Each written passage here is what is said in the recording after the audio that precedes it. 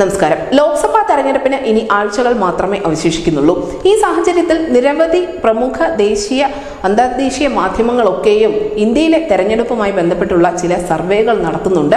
അതിൽ പല സർവേകളും നമ്മൾ ഇതിനോടകം തന്നെ അവലോകനം ചെയ്തിട്ടുമുണ്ട്. ഇപ്പോഴിതാ ലോക്സഭാ തെരഞ്ഞെടുപ്പിൽ രാജ്യത്ത് കോൺഗ്രസ് ചരിത്രത്തിൽ ഏറ്റവും വലിയ പരാജയം ഏറ്റുവാങ്ങുമെന്ന് പ്രവചിച്ചിരിക്കുകയാണ് ഇന്ത്യ TV CNX സർവേ ഫലം.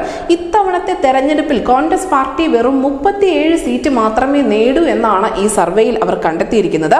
അതേസമയം തന്നെ പ്രധാനമന്ത്രി നരേന്ദ്രമോദിക്കെതിരെയും NDAക്കെതിരെയും അണിനിരക്കുന്ന INDA എന്ന പ്രതിപക്ഷ മുന്നണി 98 സീറ്റുകൾ മാത്രമേ നേടുകയുള്ളൂ. ആ സഖ്യത്തിന് 98 സീറ്റുകൾ മാത്രമേ നേടാൻ സാധിക്കൂ എന്നുകൂടി ഈ ഇന്ത്യ TV CNX സർവേ ഫലം പ്രവചിക്കുന്നു.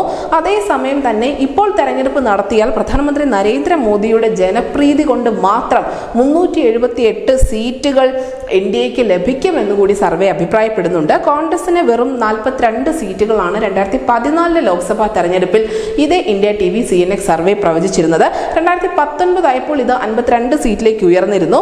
BJPക്ക് ഇത്തവണ 32 സീറ്റുകൾ ഉയർത്താനാകും എന്നുകൂടി ഈ സർവേ പറയുന്നുണ്ട്.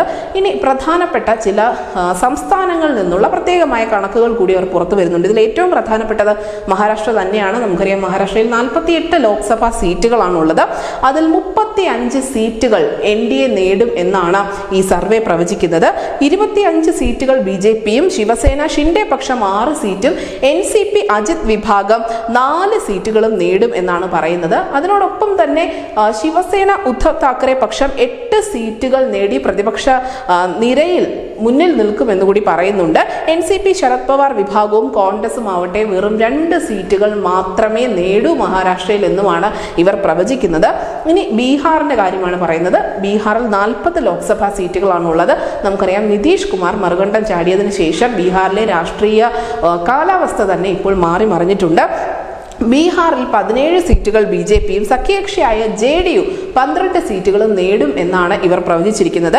NDAയിലെ മറ്റൊരംഗമായ LJP 4 സീറ്റുകൾ നേടും എന്നുകൂടി പറയുന്നുണ്ട്. അതേസമയം പ്രതിപക്ഷ നിരയിൽ RJDക്ക് 4 സീറ്റ് ലഭിക്കും. കോൺഗ്രസ് 1 സീറ്റിൽ വിജയിക്കും. കിഷൻഗഞ്ച് സീറ്റ് മാത്രമായിരിക്കും ബീഹാറിൽ നിന്നും കോൺഗ്രസിന് നേടാൻ സാധിക്കുക എന്നുകൂടി ഈ സർവേ അഭിപ്രായപ്പെടുന്നു. മറ്റൊരു സംസ്ഥാനം പശ്ചിമ ബംഗാളാണ്. നമുക്കറിയാം, ഇവിടെ കോൺഗ്രസിന് വലിയ റോളൊന്നുമില്ല. പക്ഷേ മമതാ ബാനർജിയുടെ തൃണമൂൽ കോൺഗ്രസിന് വലിയ പ്രതീക്ഷകളുണ്ട് പശ്ചിമ ബംഗാളിൽ.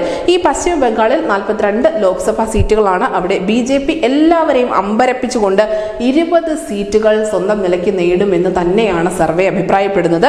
തൃണമൂൽ കോൺഗ്രസിന്റെ സീറ്റുകൾ വെറും 21 ചുരുങ്ങി പോകുമെന്നുകൂടി പറയുന്നുണ്ട്. നമുക്കറിയാം, നിരന്തരമായി ഈ സമീപകാലത്ത് വന്ന സർവേ ഫലങ്ങളിലെല്ലാം പ്രധാനമായും എല്ലാവരും ഫോക്കസ് ചെയ്ത ഒരു സംസ്ഥാനം എന്ന് പറയുന്നത് പശ്ചിമ ബംഗാൾ തന്നെയാണ്. കാരണം പശ്ചിമ ബംഗാളിൽ കഴിഞ്ഞ കുറച്ച് നാളുകളായി നടന്നുകൊണ്ടിരിക്കുന്ന വലിയ പ്രതിഷേധ പരമ്പരകൾ ഇതൊക്കെ തൃണമൂൽ കോൺഗ്രസിന് തെരഞ്ഞെടുപ്പിൽ വലിയ തിരിച്ചടി സമ്മാനിക്കുമെന്നുള്ള പ്രവചനങ്ങളാണ് വന്നുകൊണ്ടിരിക്കുന്നത്. അടുത്ത ഒരു സംസ്ഥാനം എന്ന് പറയുന്നത് ഗോവയാണ്. ഗോവയിൽ വെറും 2 ലോക്സഭാ സീറ്റുകൾ മാത്രമേ ഉള്ളൂ. ഈ 2 ലോക്സഭാ സീറ്റുകളും ഇക്കുറി BJP നേടുമെന്നാണ് സർവേ പ്രവചിക്കുന്നത്. വടക്കു കിഴക്കൻ സംസ്ഥാനങ്ങളിൽ കോൺഗ്രസ് 1 സീറ്റ് മാത്രമേ നേടൂ ഇക്കുറി എന്നും സർവേ പറയുന്നുണ്ട്.